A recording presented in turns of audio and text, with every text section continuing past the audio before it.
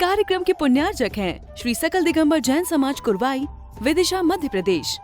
जय जनेन्द्र दर्शकों, मैं हूं आपके साथ ज्योत्सना और आप सभी का स्वागत करती हूं आदिनाथ टीवी चैनल पर। दर्शकों, 21 जुलाई 2024 को मध्य प्रदेश के जिला विदिशा की पुण्य भूमि कुरवाई में परम पूज्य संत शिरोमणि आचार्य श्री 108 विद्यासागर जी महाराज, परम पूज्य आचार्य श्री 108 समय सागर जी महाराज एवं परम पूज्य निर्यापक श्रमण मुनिपुंगव श्री 108 सुधा सागर जी महाराज के मंगल आशीर्वाद से पावन चातुर्मास 2024 हेतु परम पूज्य मुनि श्री 108 अरह सागर जी महाराज सत्संग का भव्य मंगल प्रवेश हुआ, जिसका भक्तों ने गुरु भक्ति के साथ आनंद उठाया। तो आइए दर्शकों, हम भी देखते हैं मंगल प्रवेश की विशेष झलकियां।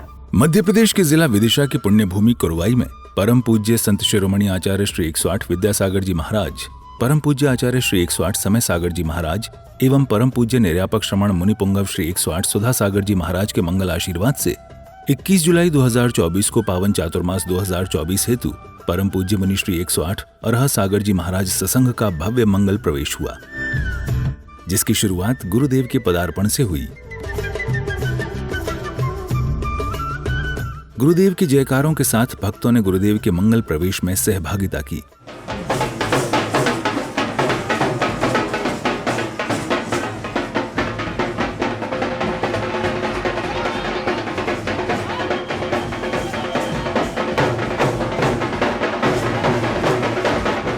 नगर पधार रहे परम पूज्य मुनि श्री 108 अरह सागर जी महाराज को भक्तों ने नमन वंदन के साथ पाद प्रक्षालन कर अगवानी की।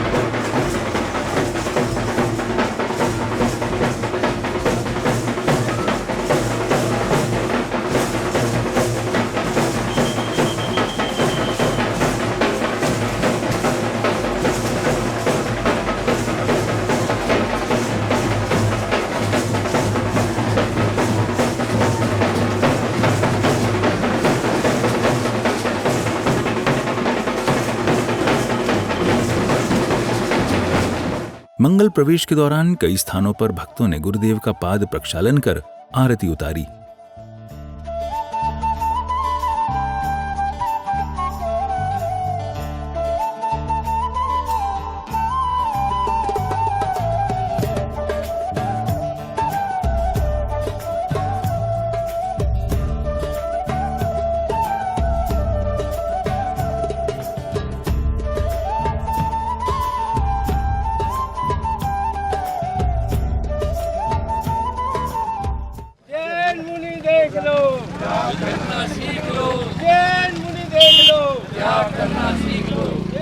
मंगल प्रवेश में हाथों में धर्म ध्वजा लिए भक्तजन काफी उत्साहित दिखे।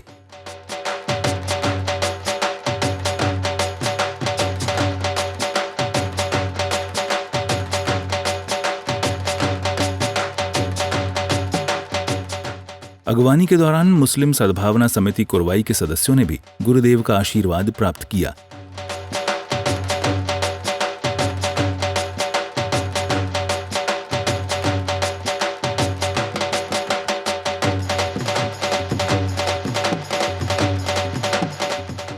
दिव्य जय घोष की सुर मधुर धुन के साथ कुरवाई में हो रहे गुरुदेव सत्संग के मंगल प्रवेश जुलूस में कई प्रकार की झांकियां भी निकाली गईं।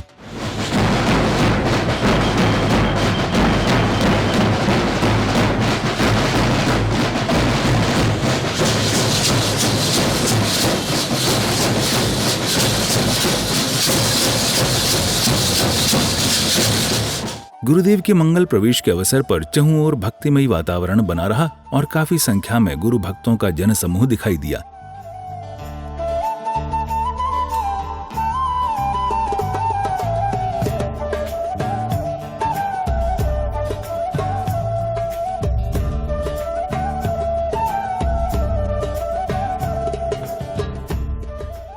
कुरवाई के भक्तों ने गुरुदेव सत्संग की भव्य अगवानी कर अपने जीवन को धन्य बनाया।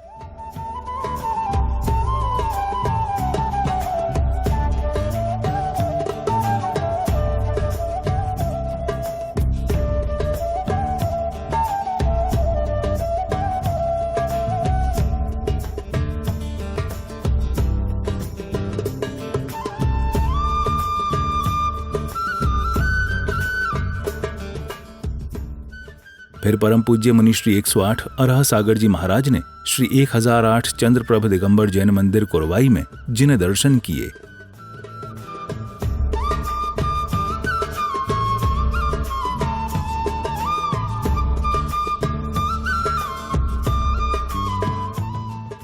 नगर आगमन को लेकर कुरवाई का जैनेतर समाज भी काफी उत्साहित रहा।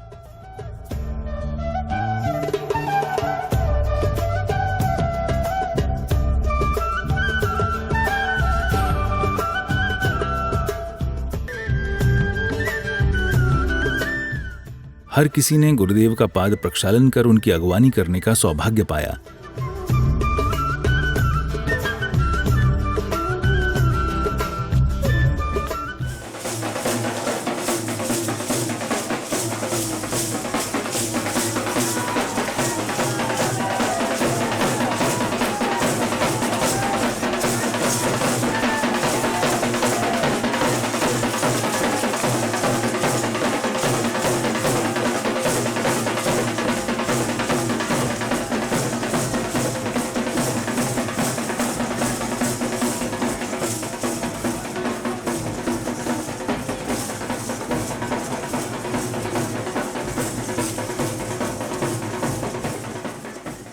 अगले क्रम में एक और परम पूज्य मुनि श्री 108 अरह सागर जी महाराज ने मंदिर जी में जिन दर्शन किए, तो वहीं दूसरी ओर श्राविका ने मंगलाचरण किया। पंख लगाकर हवा चली तो जंगल से कह आई, जंगल ने ये हवा चहक कर नदियों तक पहुंचाई। नदियों ने ये खबर छाप दी सागर के पन्नों पर, और सागर से ये खबर ले गए नभ के पार जलोदर। फूलों के स्वर, झरनों के स्वर, फूलों के घर झरनों के स्वर, सब में यही खबर है। छोटे और बड़े बाबा की जोड़ी अजर अमर है, छोटे और बड़े बाबा की जोड़ी अजर अमर है। तो बोलिए मेरे भगवान, आपके भगवान, इस युग के कर्ता धर्ता, इस युग के भगवान संत श्रोमणी आचार्य गुरुवर श्री विद्यासागर जी महाराज की जय। चरण धूल अपने गुरुवर की शिष्य शीश पर वंदन है, गुरुवर के चरणों का वंदन संयम का ही बंधन है। शिष्य और गुरुवर दोनों में अमित प्रेम का बंधन है, गुरुवर की हर श्वास शिष्य के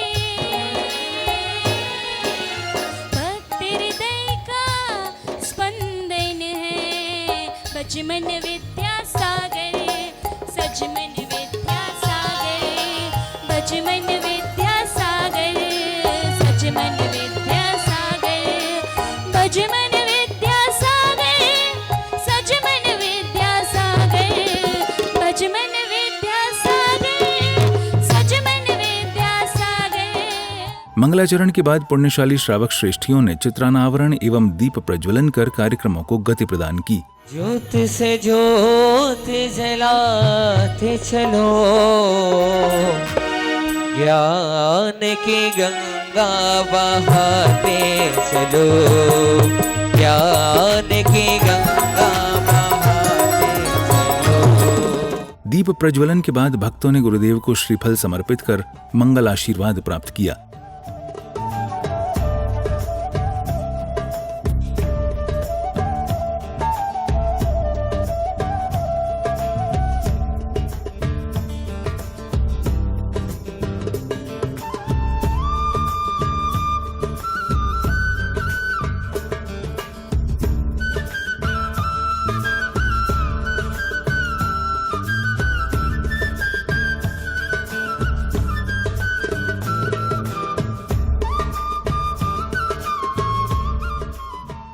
श्रीफल समर्पित करने के बाद भक्तों ने गुरुदेव का पाद प्रक्षालन कर अपने जीवन के पुण्यों में वृद्धि की और उन्हें शास्त्र भी भेंट किए।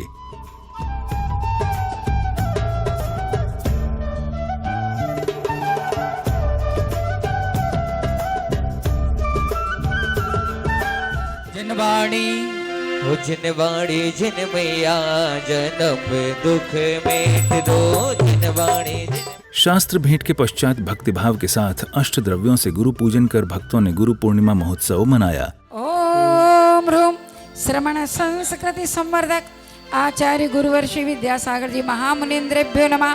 साक्षात ब्राह्मण परम पूज्य मुनि श्री हर सागर जी महामुनीन्द्रेभ्यो नमः। जन्म जरा मृत्यु विनाशनाय जलम निर्वपामेति स्वाहा। चलिएगा जब तक मैं विश्व हित चिंतकाचार्य गुरुवर्षि विद्यासागर जी सभी महामुनीन्द्रेभ्यो नमः। बाकी की साक्षात भाभी चाची ब्राह्मण लोग आ जाएं दूसरे ट्रिप में। परम पूज्य अरसागर जी महामुनीन्द्राय नमः। संसार ताप विनाशनाय चंदनम निर्वपामेति स्वाहा। ओम ह्रूम शुद्धोपयोगी भावलिंगी संत श्रोमणी आचार्य गुरुवर्षि विद्यासागर जी महामुनीन्द्रेभ्यो नमः। साक्षात विराजमान परम पूज्य अरसागर जी महामुनीन्द्रेभ्यो नमः। अक्षय गुण प्राप्त अक्षतान निर्वपामेति।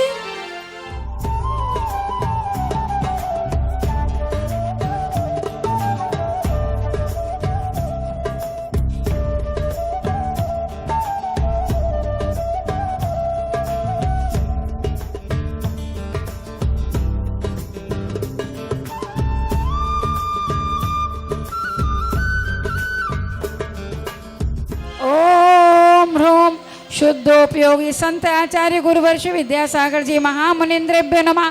साक्षात विराजमान परम पूज्य मुनि श्री अरसागर जी मुनीन्द्रेभ्यो नमः।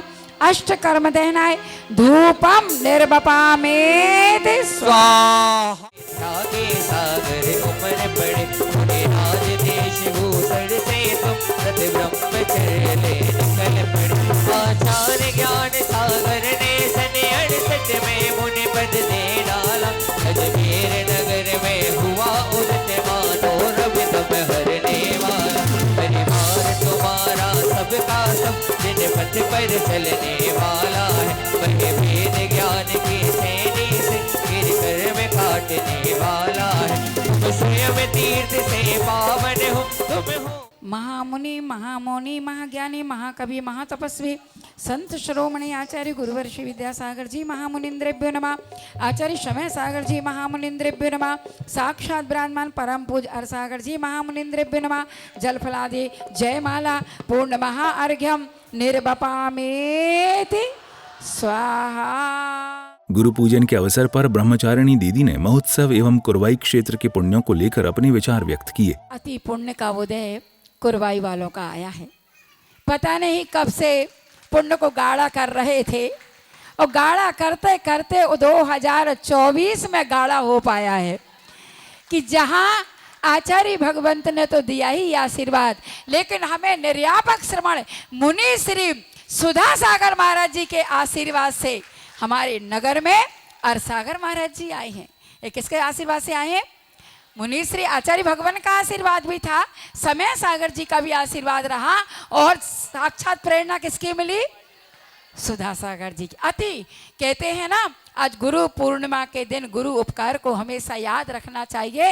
ये अवसर जो मिला है तुम्हारे जीवन में, जिन जिन ने उपकार किया है बचपन से लेके अभी तक, और साक्षात भी जो हमारे ऊपर उपकार कर रहे हैं उनको कभी भूलना नहीं चाहिए। ये अति उपकारी उपकार करके भूल जाया करता है, लेकिन जिसके ऊपर उपकार होता है वो कभी भी भूलता नहीं है। ऐसे आचार्य भगवंत ने इस बुंदेलखंड के गांव गांव नगर नगर में विहार करते हुए हम सबके ऊपर बहुत बहुत उपकार किया है। स्मरण करो कि आचार्य भगवंत ने इस छोटे से गांव में भी प्रवेश किया था।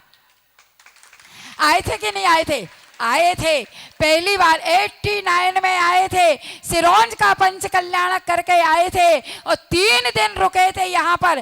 प्रथम आहार यहीं पर हुआ था भाई के यहाँ, और इसके बाद में गुड़ाजी के यहाँ हुआ था। और इसके बाद बहुत अच्छे से उस समय की समाज ने इतने अच्छे से विमान महोत्सव किया था। दीदी के उद्बोधन के बाद परम पूज्य मुनि श्री 108 अरहा सागर जी महाराज ने अपने प्रवचनों के माध्यम से भक्तों को गुरु की महिमा बताई।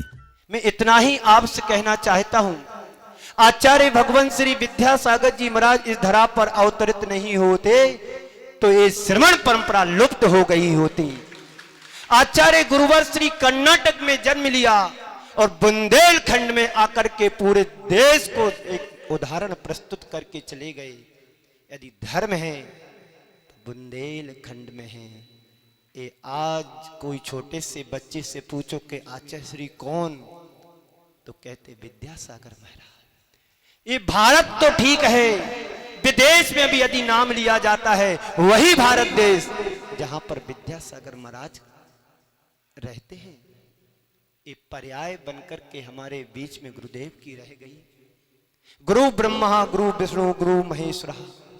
हम गुरु के 3 रूप देखते हैं, कभी ब्रह्मा भी कहते हैं, कभी विष्णु भी कहते हैं, कभी महेश भी कहते हैं। ये सब पर्यायवाची शब्द हैं, और जिसके हृदय में गुरु विराजमान हो जाता है वो संसार में परमेश्वर बनने की श्रेणी में आ जाता है। हम भारत के अलावा अन्य देशों को देखते हैं, वहां गुरु की कोई परंपरा नहीं है।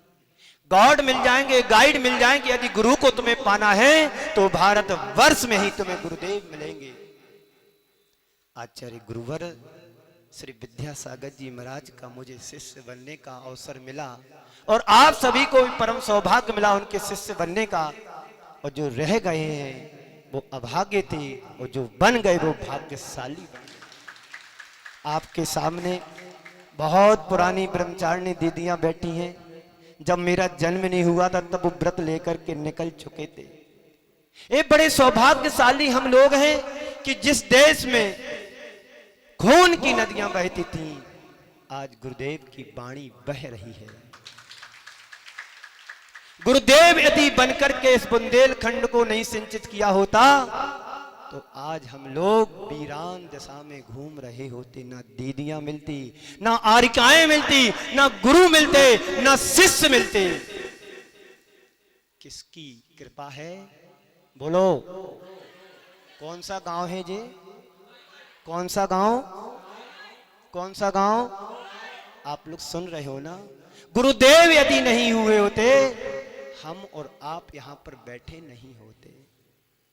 भारतीय परंपरा में यदि गुरुदेव का जो स्थान है, जो एक वेदी में विराजित भगवान का स्थान है, वही स्थान हम सबके बीच में गुरुदेव का स्थान होता है।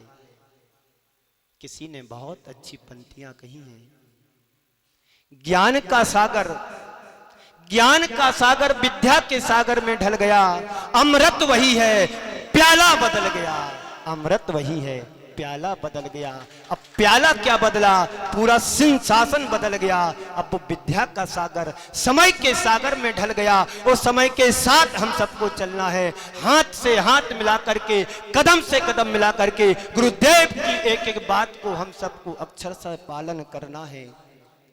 अब ये ध्यान रखना, गुरुदेव अभी देखते नहीं थे, अब ऊपर से सबको देख रहे हैं कि तुम कितने पानी में हो।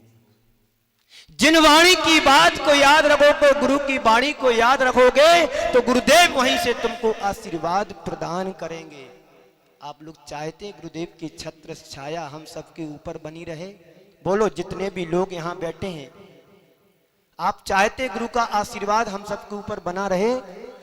तो जोरदार तरीके से गुरुदेव के चरणों में जयकारा लगाओ। बोलिए परम पूज्य आचार्य गुरुवर श्री विद्यासागर जी महाराज की, परम पूज्य आचार्य श्री समय सागर जी महाराज की, परम पूज्य निर्यापक श्रवण पूर्व पूज्य योग सागर जी, सुधा सागर जी, समता सागर जी, नियम सागर जी महाराज की।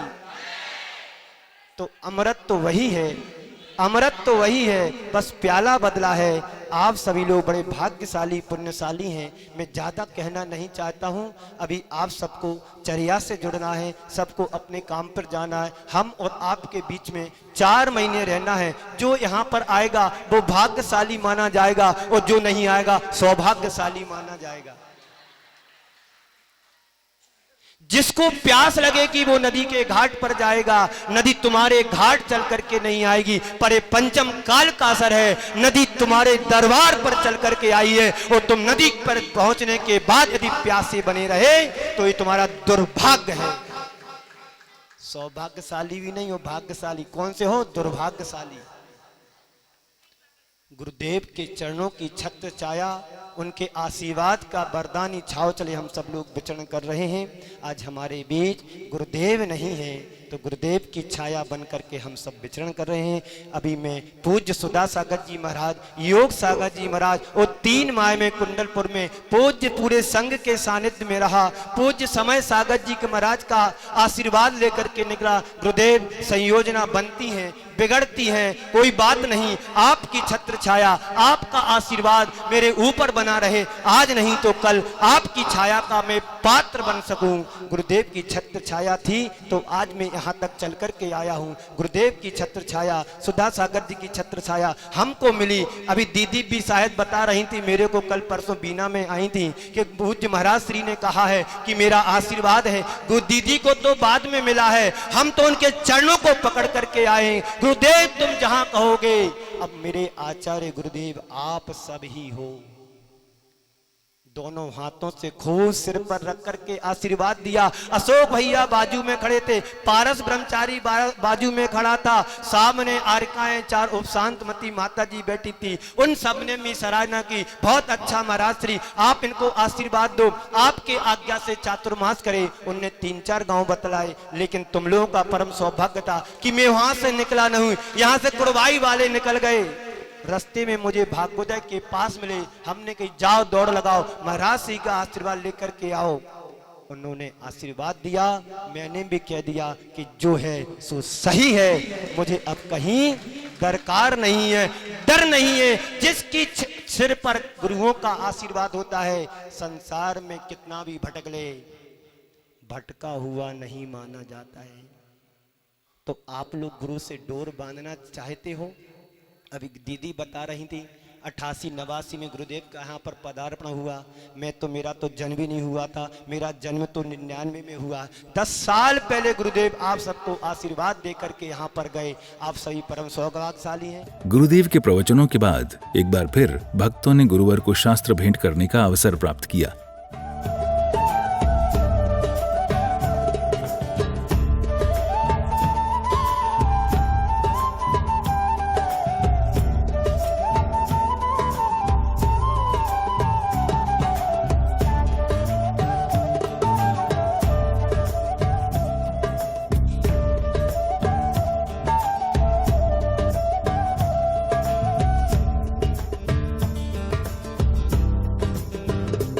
महोत्सव की इसी श्रृंखला में भक्तों ने पूज्य गुरुदेव से अपने विभिन्न प्रश्नों का हल जाना।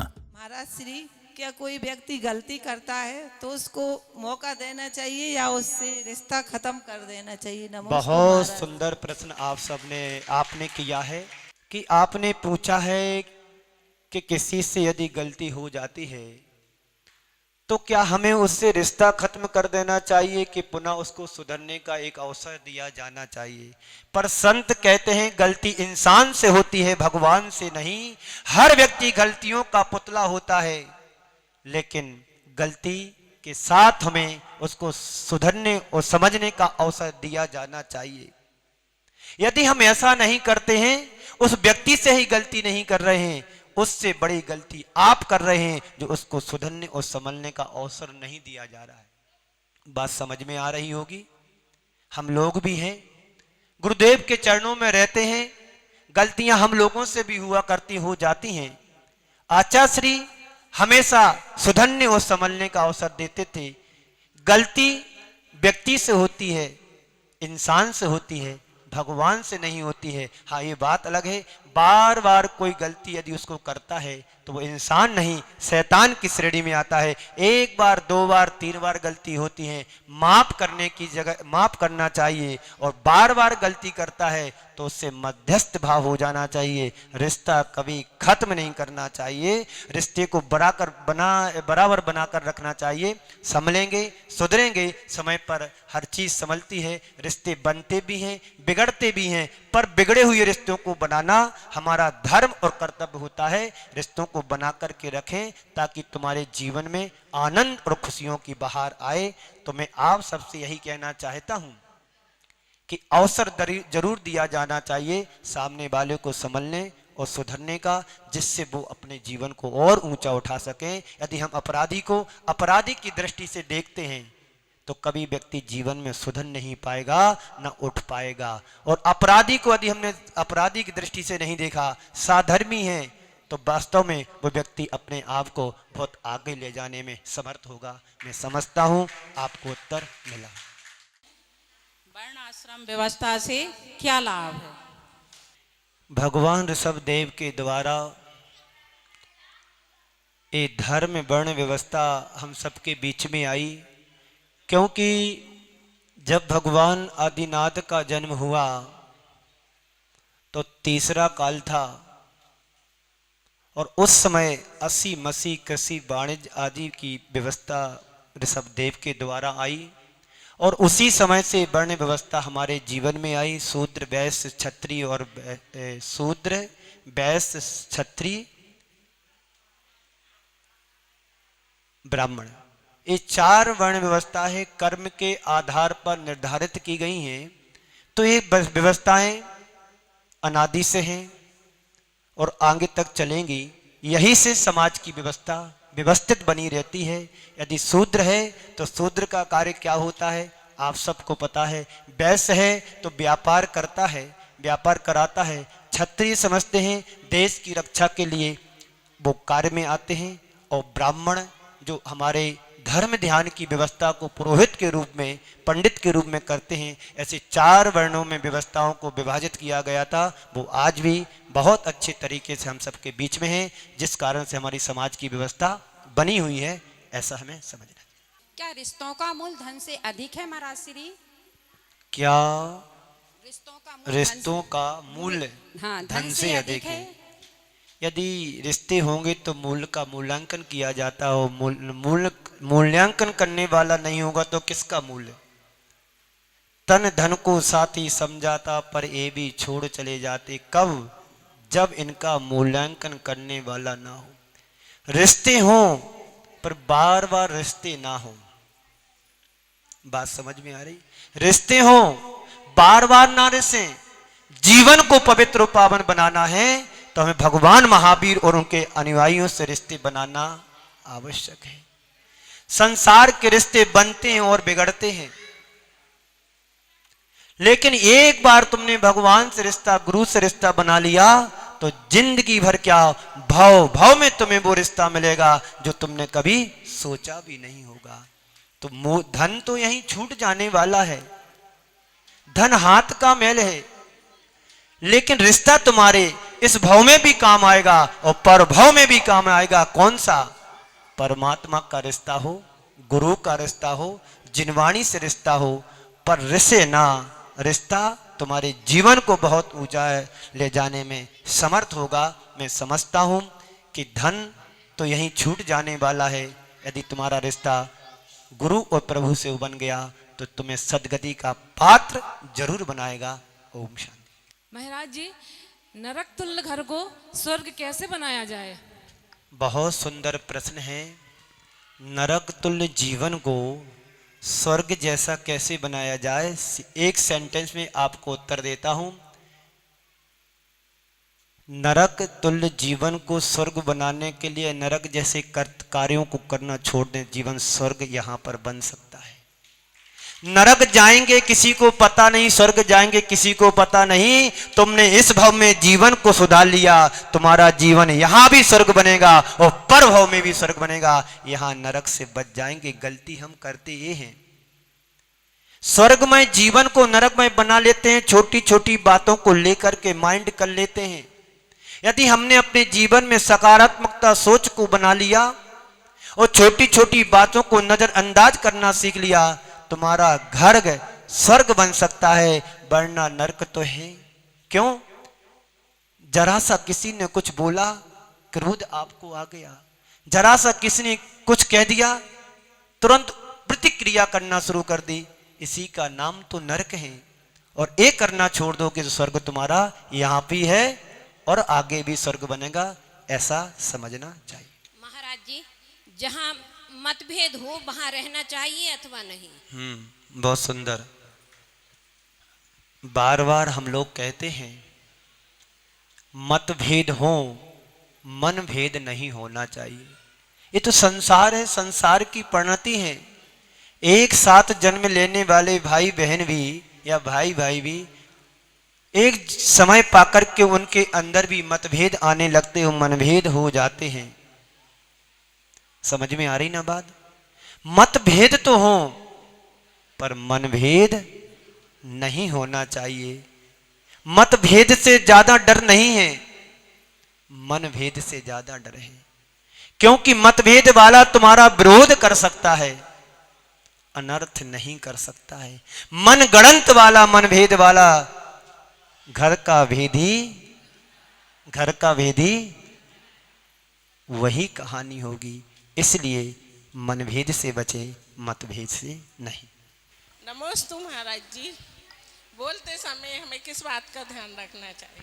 बोलते समय किस बात का ध्यान रखो, ये समझो कि हमारे जिन शब्दों से सामने वाला व्यक्ति खिल रहा है उन शब्दों से खोले नहीं, इतना ध्यान तुम्हें रखना है। व्यक्ति तुम्हारे शब्दों से खोले नहीं, खिले, ये बात का तुम्हें ध्यान रखना चाहिए। मोक्ष शास्त्र के साधन क्या है? मोक्ष शास्त्र नहीं, मोक्ष मार्ग के साधन क्या हैं? बहुत अच्छी बात है। मोक्ष मार्ग पर चलने के लिए आप बहुत पीछे हो गए हो। सम्यक दर्शन ज्ञान चारित्राणि मोक्ष मार्गः, ये मोक्ष मार्ग के साधन है। सम्यक दर्शन हो और सम्यक ज्ञान हो और सम्यक चारित्र हो, इन तीनों की एकता से मोक्ष मार्ग बनता है। अब आप क्या करें, हम क्या करें? महाराज श्री मोक्ष मार्ग पर बढ़ना है, कुछ नहीं करना है। जो तुमने जोड़ा है उसको छोड़ने का पुरुषार्थ करो, मोक्ष मार्ग पर अपने आप आगे बढ़ सकते हो। उसी में भलाई है। जोड़ा है तो छोड़ोगे, बढ़ना साथ में तो लेकर के जाने वाला इस संसार में कोई नहीं, सब छोड़ करके जाएगा। तो मैं आपके माध्यम से अनेकों से कहना चाहता हूं, छोड़ करके नहीं जाना, दे करके जाना। छोड़ करके नहीं जाना, दे करके जाना है, तो तुम्हारा मोक्ष मार्ग प्रशस्त बना रहेगा। और मोक्ष पार पर यदि आप बढ़ना चाहते हैं तो व्रतों को अंगीकार करें, प्रतिमाओं को धारण करें, संयम को अंगीकार करें, तो धीरे धीरे हम महावृत्ति तो नहीं बन सकते हैं, पर अणुवृत्ति प्रतिमाओं को धारण करके बन करके अपने इस पर्याय को उज्जवल और सार्थक कर सकते हैं। जब हम कभी सोचते हैं कि हमें किस राह पे चलना है या कहते हैं मार्ग पर, हम लेकिन उस मार्ग को सही समझ नहीं पाते कि हम किस मार्ग पर चले। घर में कोई बोलता है ऐसे करो तो हम वैसा कर लेते हैं। अगर घर में नहीं, किसी ने भी बताया, किसी फ्रेंड ने या दोस्त ने कि अपन को ऐसा करना चाहिए, अपन उसको भी सही मान लेते हैं। लेकिन हम कैसे करें कि वो मार्ग सही है या गलत है? नमोस्तु गुरु। आपने पूछा है कि हम अपने जीवन में कैसे निर्धारित करें कि मुझे कहाँ जाना, क्या करना है। बात सच है, कई बार व्यक्ति अपने द्वारा ही धोखा खा जाता है। लेकिन हमारे ये सोचना चाहिए, विवेक रखना चाहिए कि इस मार्ग पर जाएंगे, हमारी क्षमता क्या है, हमारे अंदर की क्वालिटी क्या है, जिससे उस मार्ग को हम अपना सके, अपने जीवन को आगे बढ़ा सकें। हमारे आचार्यों ने दो ही मार्ग बतलाए हैं, तीसरा कोई मार्ग नहीं बताया है। एक ग्रस्त मार्ग बतलाया है, दूसरा मोक्ष मार्ग बतलाया है। हम मोक्ष मार्ग पर डायरेक्ट नहीं चल सकते हैं, तो ग्रस्त मार्ग को अपना करके अपने जीवन को आगे बढ़ाया जा सकता है। आपने कहा है हम कैसे डिसीजन लें, कोई कुछ कहता है, कोई कुछ कहता है, ये स्थिति तब बनती है जब हमारे अंदर का कॉन्फिडेंस वीक होता है। जब हमारे अंदर का कॉन्फिडेंस वीक होता है तो हम कभी अपने जीवन में निर्धारित नहीं कर पाते, डिसीजन नहीं ले पाते कि मुझे करना क्या है। ऐसे व्यक्ति अपने जीवन का कभी उत्थान नहीं कर पाते हैं, अपने जीवन में कभी अपना डिसीजन नहीं ले पाते हैं। इसलिए विवेक और सोच हमारी सही रहे तो हम अपने जीवन में सही डिसीजन ले पाएंगे। अपना कॉन्फिडेंस, विश्वास इतना पक्का रखो कि जो मैंने सोच लिया है ये सही सोचा है और आगे बढ़ जाओ तो कभी जीवन में तुम फेल नहीं हो पाओगे। करते क्या है कि हम अपनी बात पर विश्वास नहीं करते हैं। एक नया बच्चा समझदार हो गया, 20 साल का हो गया, पहली बार गाड़ी चला रहा है। अब उसके मन में, उसके परिवार के मन में ये लग रहा है मेरा बेटा पहली बार गाड़ी चला रहा है, कहीं एक्सीडेंट ना हो जाए, कहीं एक्सीडेंट ना हो जाए, कहीं एक्सीडेंट ना हो जाए। नहीं होना होगा तो हो जाता है, पर ये सोचो कि मेरा बेटा कितना अच्छा हो गया, समझदार हो गया, कम से कम गाड़ी तो चलाने लगा है। पॉजिटिव और नेगेटिव, सकारात्मक सोच और नकारात्मक सोच, ये दोनों हमारे जीवन में सही होना चाहिए। कहाँ नेगेटिव सोच रखना है, कहाँ सकारात्मक रखना है। इसी मंगल पुनीत भावना के साथ मैं आप सभी को पूज्य गुरुदेव के चरणों में नमन अर्पित करते हुए यहीं पर विराम देता हूँ। बोलिए परम पूज्य आचार्य गुरुवर श्री विद्यासागर जी महाराज की। भक्तों के प्रश्नों के हल के साथ ही महोत्सव का समापन हुआ। दर्शकों, अभी आप देख रहे थे मध्य प्रदेश के जिला विदिशा की पुण्य भूमि कुरवाई में 21 जुलाई 2024 को हुए परम पूज्य मुनिश्री 108 अरह सागर जी महाराज सत्संग के भव्य मंगल प्रवेश की विशेष झलकियां, जिसमें आपने देखा कि भक्तों ने मंगल प्रवेश में सहभागिता कर गुरु आगवानी के साथ अपने जीवन को धन्य बनाया। तो दर्शकों, आज के इस कार्यक्रम में फिलहाल बस इतना ही। अभी समय है आपसे विदा लेने का। दीजिए मुझे आज्ञा और आप देखते रहिए आपका अपना आदिनाथ टीवी चैनल। जय जिनेंद्र। इस कार्यक्रम के पुण्यार्चक थे श्री सकल दिगंबर जैन समाज कुरवाई, विदिशा, मध्य प्रदेश।